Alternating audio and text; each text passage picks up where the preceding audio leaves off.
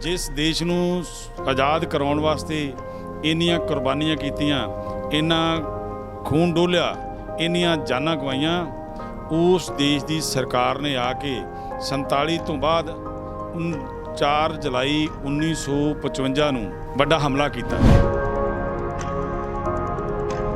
ਬੂਟਾਂ ਸਮੇਤ ਪੁਲਿਸ ਅੰਦਰ ਗਈ, ਗੋਲੀਆਂ ਚਲਾਈਆਂ, ਨਿਹੱਥੇ ਸਿੰਘ ਸ਼ਹੀਦ ਹੋਏ। ਸਾਨੂੰ ਕਦੀ ਇਹ ਗੱਲ ਭੁੱਲਣੀ ਨਹੀਂ ਚਾਹੀਦੀ, ਜਿਨੇ ਸਾਡੇ ਹਮੇਸ਼ਾ ਹੀ ਸਾਡੇ 'ਚ ਜ਼ਮੀਰ ਜਾਗਦੀ ਹੈ। ਅਸੀਂ ਜ਼ਮੀਰ ਵਾਲੇ ਲੋਕ ਹਾਂ। ਸਾਡੇ ਨਾਲ ਜਿਹਨੇ ਧੱਕਾ ਕੀਤਾ ਹੁੰਦਾ, ਹਮੇਸ਼ਾ ਅਸੀਂ ਉਹਨੂੰ ਯਾਦ ਕਰਕੇ ਰੱਖਦੇ ਹਾਂ। ਵਾਹਿਗੁਰੂ ਜੀ ਕਾ ਖਾਲਸਾ, ਵਾਹਿਗੁਰੂ ਜੀ ਕੀ ਫਤਿਹ। ਬਹੁਤ ਘੱਟ ਸਿੱਖ ਸੰਗਤ ਨੂੰ ਇਸ ਬਾਰੇ ਪਤਾ ਹੈ ਕਿ ਸ੍ਰੀ ਦਰਬਾਰ ਸਾਹਿਬ ਸ੍ਰੀ ਅੰਮ੍ਰਿਤਸਰ ਸਾਹਿਬ ਵਿਖੇ 1984 ਤੋਂ ਪਹਿਲਾਂ ਵੀ ਇੱਕ ਵਾਰ ਹਮਲਾ ਹੋ ਚੁੱਕਾ ਹੈ। ਜੀ ਹਾਂ, ਅਸੀਂ ਗੱਲ ਕਰ ਰਹੇ ਹਾਂ 4 ਜੁਲਾਈ 1955 ਨੂੰ ਵਾਪਰੇ ਸਾਕੇ ਸੰਬੰਧੀ, ਜਦੋਂ ਪੁਲਿਸ ਵੱਲ ਸ੍ਰੀ ਦਰਬਾਰ ਸਾਹਿਬ ਤੇ ਚੜ੍ਹ ਕੇ ਆਇਆ। ਸ੍ਰੀ ਦਰਬਾਰ ਸਾਹਿਬ ਦੀ ਪਰਿਕਰਮਾ ਵਿੱਚ ਮੌਜੂਦ ਸ਼ਰਧਾਲੂਆਂ ਦੀ ਬੁਰੀ ਤਰ੍ਹਾਂ ਕੁੱਟਮਾਰ ਕੀਤੀ ਗਈ, ਗੋਲੀਬਾਰੀ ਹੋਈ, ਗੋਲੇ ਦਾਗੇ ਗਏ ਅਤੇ ਕਈ ਜ਼ਖਮੀ ਹੋਏ, ਕਈਆਂ ਦੀ ਮੌਤ ਵੀ ਹੋਈ। ਇਸ ਪੂਰੇ ਸਾਕੇ ਸੰਬੰਧੀ ਸ਼੍ਰੋਮਣੀ ਗੁਰਦੁਆਰਾ ਪ੍ਰਬੰਧਕ ਕਮੇਟੀ ਨੇ ਅੱਜ ਸਾਕੇ ਦੀ ਯਾਦ ਨੂੰ ਸਮਰਪਿਤ ਗੁਰਦੁਆਰਾ ਸ੍ਰੀ ਮੰਜੀ ਸਾਹਿਬ ਦੀਵਾਨ ਹਾਲ ਵਿਖੇ ਵਿਸ਼ੇਸ਼ ਗੁਰਮਤਿ ਸਮਾਗਮ ਆਯੋਜਿਤ ਕੀਤੇ। ਇਸ ਸੰਬੰਧੀ ਹੋਰ ਜਾਣਕਾਰੀ ਦੇਣਗੇ ਸਾਡੇ ਨਾਲ ਇਸ ਵਕਤ ਮੌਜੂਦ ਨੇ ਸ਼੍ਰੋਮਣੀ ਗੁਰਦੁਆਰਾ ਪ੍ਰਬੰਧਕ ਕਮੇਟੀ ਦੇ ਸੀਨੀਅਰ ਮੀਤ ਪ੍ਰਧਾਨ ਸਰਦਾਰ ਸੁਰਜੀਤ ਸਿੰਘ ਪਿੱਟੇਵਟ। ਸਭ ਤੋਂ ਪਹਿਲਾਂ ਉਹਨਾਂ ਦੇ ਨਾਲ ਫਤਿਹ ਦੀ ਸਾਂਝ ਪਾਉਂਦੇ ਹਾਂ। ਵਾਹਿਗੁਰੂ ਜੀ ਕਾ ਖਾਲਸਾ, ਵਾਹਿਗੁਰੂ ਜੀ ਕੀ ਵਾਹਿਗੁਰੂ ਜੀ ਕਾ ਖਾਲਸਾ, ਵਾਹਿਗੁਰੂ ਜੀ ਕੀ ਫਤਿਹ। ਅੱਜ ਸ਼੍ਰੋਮਣੀ ਗੁਰਦੁਆਰਾ ਪ੍ਰਬੰਧਕ ਕਮੇਟੀ ਵੱਲੋਂ 4 ਜੁਲਾਈ 1955 ਨੂੰ ਜਿਹੜਾ ਅਟੈਕ ਜਵਾਹਰ ਲਾਲ ਨਹਿਰੂ ਦੀ ਗੌਰਮੈਂਟ ਨੇ ਕੀਤਾ ਸੀ, ਉਸ ਸਾਕੇ ਨੂੰ ਯਾਦ ਕਰਨ ਵਾਸਤੇ ਅਖੰਡ ਪਾਠ ਰਖਵਾਇਆ ਸੀ। ਅੱਜ ਭੋਗ ਪਏ ਨੇ। ਸ਼੍ਰੋਮਣੀ ਗੁਰਦੁਆਰਾ ਪ੍ਰਬੰਧਕ ਕਮੇਟੀ ਜਿਹੜੀ ਹਮੇਸ਼ਾ ਹੀ ਜਿਹੜੇ ਵੱਡੇ ਸਾਕੇ, ਵੱਡੇ ਘੱਲੂਘਾਰੇ ਸ਼ਹੀਦ ਆਪਣੇ ਗੁਰੂ ਸਾਹਿਬਾਨਾਂ ਦੇ ਯਾਦ ਨੂੰ ਤਾਜ਼ਾ ਕਰਨ ਵਾਸਤੇ ਇਹੋ ਜਿਹੇ ਪ੍ਰੋਗਰਾਮ ਬਿਲਕੁਲ ਰੱਖਦੀ ਰਹਿੰਦੀ ਹੈ। ਔਰ ਸ਼੍ਰੋਮਣੀ ਗੁਰਦੁਆਰਾ ਪ੍ਰਬੰਧਕ ਕਮੇਟੀ ਵੱਲੋਂ ਇਹ ਕੰਮ ਕਰਨੇ ਇੱਕ ਬਹੁਤ ਹੀ ਸ਼ਲਾਘਾਯੋਗ ਕਦਮ ਹੈ। ਸਰਕਾਰਾਂ, ਚਾਹੇ ਦੇਸ਼ ਦੀ, ਸਾਡੇ ਆਜ਼ਾਦ ਦੇਸ਼ ਦੀ ਸਰਕਾਰ ਹੈ, ਚਾਹੇ ਸਾਡੇ ਉਸ ਤੋਂ ਪਹਿਲਾਂ ਦੀਆਂ ਸਰਕਾਰਾਂ ਨੇ, ਅਹਿਮਦ ਸ਼ਾਹ ਅਬਦਾਲੀ ਵੇਲੇ ਵੀ ਇੱਥੇ ਹਮਲੇ ਹੋਏ ਆ। ਅਕਾਲ ਤਖਤ ਅਤੇ ਸ਼੍ਰੀ ਹਰਿਮੰਦਰ ਸਾਹਿਬ ਨੂੰ ਢਾਉਣ ਦੀ ਗੱਲ ਕੀਤੀ ਆ, ਸਿੱਖਾਂ ਦਾ ਨਾਮੋ ਨਿਸ਼ਾਨ ਮਿਟਾਉਣ ਦੀ ਗੱਲ ਕੀਤੀ ਆ, ਅਤੇ ਉਹਨੂੰ ਵੀ ਸਿੱਖਾਂ ਨੇ ਕਰਾਰਾ ਜਵਾਬ ਦਿੱਤਾ ਔਰ ਕੌਮ ਉਸ ਤੋਂ ਵੱਧ ਫੁੱਲ ਕੇ ਅੱਗੇ ਵਧੀ। ਔਰ ਦੇਸ਼ ਦੀ 1947 'ਚ ਭਾਰਤ ਉਹ ਤੋਂ ਪਹਿਲਾਂ ਬਰਤਾਨਵੀ ਸਾਮਰਾਜ ਦੇ ਅੱਗੇ ਗਹਿਣੇ ਪਿਆ ਸੀ, ਉਹਨਾਂ ਦੇ ਗੁਲਾਮ ਸੀ। ਉਹਨੂੰ ਛਡਾਉਣ ਵਾਸਤੇ ਇਹ ਦੇਸ਼ ਵਾਲੇ ਝਾਤੀ ਮਾਰ ਲੈਣ। 80% ਕੁਰਬਾਨੀਆਂ ਜਿਹੜੀਆਂ ਉਹ ਸਾਡੇ ਸਿੱਖਾਂ ਦੀਆਂ ਹੋਈਆਂ ਔਰ ਇਹ ਕੁਰਬਾਨੀਆਂ ਦੇ ਕੇ ਦੇਸ਼ ਨੂੰ ਆਜ਼ਾਦ ਕਰਾਇਆ। ਅਤੇ ਦੇਸ਼ ਨੂੰ ਆਜ਼ਾਦ ਕਰਾਉਣ ਲਈ ਸਾਡੇ ਮਨਾਂ 'ਚ ਇਹ ਗੱਲ ਸੀ ਕਿ ਦੇਸ਼ ਆਜ਼ਾਦ ਹੋਊਗਾ ਔਰ ਸਿੱਖ ਜਿਹੜੇ ਆ ਉਹ ਸ਼ਾਨ ਨਾਲ ਇੱਥੇ ਵਿਚਰਨਗੇ। ਪਰ ਅਫਸੋਸ ਦੀ ਗੱਲ ਹੈ, ਜਿਸ ਦੇਸ਼ ਨੂੰ ਆਜ਼ਾਦ ਕਰਾਉਣ ਵਾਸਤੇ ਇੰਨੀਆਂ ਕੁਰਬਾਨੀਆਂ ਕੀਤੀਆਂ, ਇੰਨਾ ਖੂਨ ਡੋਲਿਆ, ਇੰਨੀਆਂ ਜਾਨਾਂ ਗਵਾਈਆਂ, ਉਸ ਦੇਸ਼ ਦੀ ਸਰਕਾਰ ਨੇ ਆ ਕੇ 47 ਤੋਂ ਬਾਅਦ 4 ਜੁਲਾਈ 1955 ਨੂੰ ਵੱਡਾ ਹਮਲਾ ਕੀਤਾ। ਹਮੇਸ਼ਾ ਹੀ ਜਦੋਂ ਦੇਸ਼ ਦੀ 47 ਤੋਂ ਬਾਅਦ ਜਦੋਂ ਸੂਬਾ ਆਜ਼ਾਦ ਹੋਇਆ, ਦੇਸ਼ ਆਜ਼ਾਦ ਹੋਇਆ, ਸੂਬੇ ਦੀ ਮੰਗ ਉੱਠੀ, ਪੰਜਾਬ ਸੂਬੇ ਦੀ ਮੰਗ ਉੱਠੀ, ਕਿਉਂਕਿ ਇਹ ਗੱਲਾਂ ਜਿਹੜੀਆਂ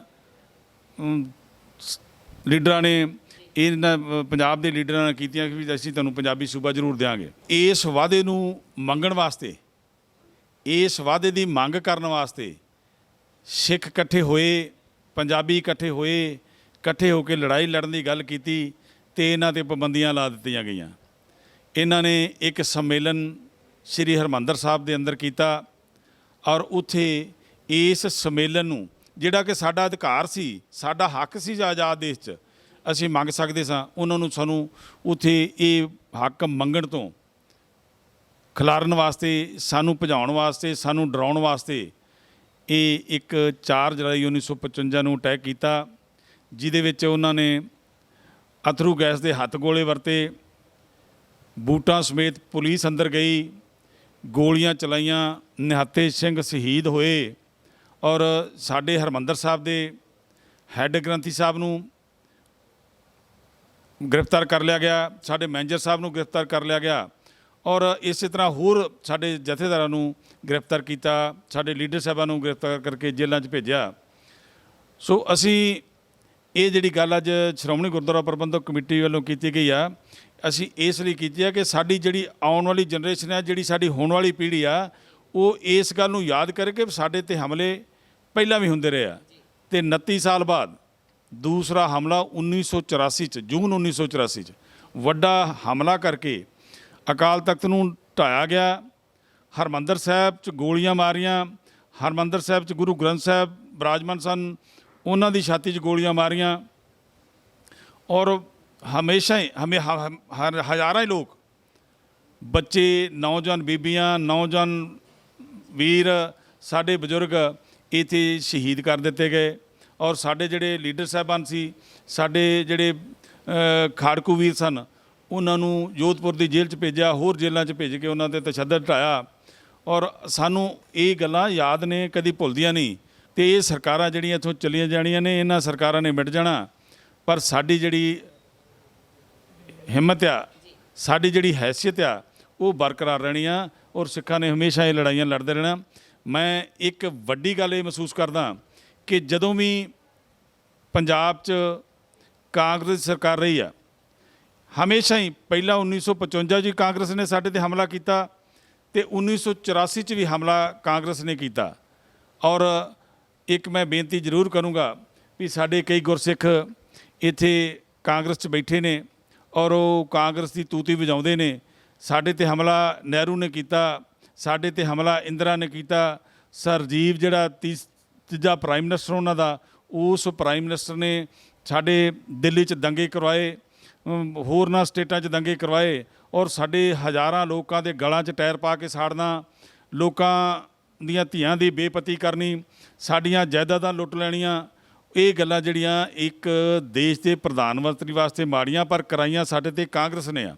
ਔਰ ਸਾਨੂੰ, ਮੈਂ ਸਿੱਖਾਂ ਨੂੰ ਬੇਨਤੀ ਕਰੂੰਗਾ ਕਿ ਜਿਹੜਾ ਗੁਰਸਿੱਖ ਆ, ਸਾਨੂੰ ਕਦੀ ਇਹ ਗੱਲ ਭੁੱਲਣੀ ਨਹੀਂ ਚਾਹੀਦੀ, ਜਿਹਨੇ ਸਾਡੇ ਹਮੇਸ਼ਾ ਹੀ ਸਾਡੇ 'ਚ ਜ਼ਮੀਰ ਜਾਗਦੀ ਆ, ਅਸੀਂ ਜ਼ਮੀਰ ਵਾਲੇ ਲੋਕ ਆ, ਸਾਡੇ ਨਾਲ ਜਿਹਨੇ ਧੱਕਾ ਕੀਤਾ ਹੁੰਦਾ ਹਮੇਸ਼ਾ ਅਸੀਂ ਉਹਨੂੰ ਯਾਦ ਕਰਕੇ ਰੱਖਦੇ ਹਾਂ ਅਤੇ ਸਾਨੂੰ ਉਹਨੂੰ ਵੀਰਾਂ ਨੂੰ ਵੀ ਯਾਦ ਕਰਨਾ ਚਾਹੀਦਾ ਕਿ ਕਾਂਗਰਸ ਨੇ ਸਾਡੇ ਨਾਲ ਇਹ ਵੱਡੇ ਧੱਕੇ ਕੀਤੇ ਆ, 3 ਧੱਕੇ ਵੱਡੇ, ਜਿਨ੍ਹਾਂ ਸਾਡੀ ਜਨਰੇਸ਼ਨ, ਅਗਲੀ ਆਉਣ ਵਾਲੀ ਜਨਰੇਸ਼ਨ ਨਹੀਂ ਭੁੱਲੂਗੀ। ਸੋ ਇਹ ਸਾਕੇ ਨੂੰ ਯਾਦ ਕਰਨ ਵਾਸਤੇ ਮੈਂ ਧੰਨਵਾਦ ਕਰਦਾ ਬੀਬੀ ਜਗੀਰ ਕੌਰ ਜੀ ਦਾ, ਸਾਡੇ ਜਿੰਨੇ ਪ੍ਰਬੰਧਕ ਆ ਉਹਨਾਂ ਨੇ ਜਿਹੜਾ ਸਾਥ ਦਿੱਤਾ ਉਹਦੇ ਲਈ। ਸੋ ਸਾਰੇ ਪੰਜਾਬੀਆਂ ਨੂੰ ਇਹ ਬੇਨਤੀ ਕਰਦਾ ਕਿ ਇਹ ਜਿਹੜੇ ਸਾਕੇ ਆ, ਇਹਨਾਂ ਨੂੰ ਆਪਾਂ ਇਸੇ ਤਰ੍ਹਾਂ ਮਨਾ ਕੇ ਇਹਨਾਂ ਦੀ ਗੱਲ ਯਾਦ ਆਪਣੇ ਦਿਲਾਂ 'ਚ ਰੱਖੀਏ। ਵਾਹਿਗੁਰੂ ਜੀ ਕਾ ਖਾਲਸਾ, ਵਾਹਿਗੁਰੂ ਜੀ ਕੀ ਫਤਿਹ।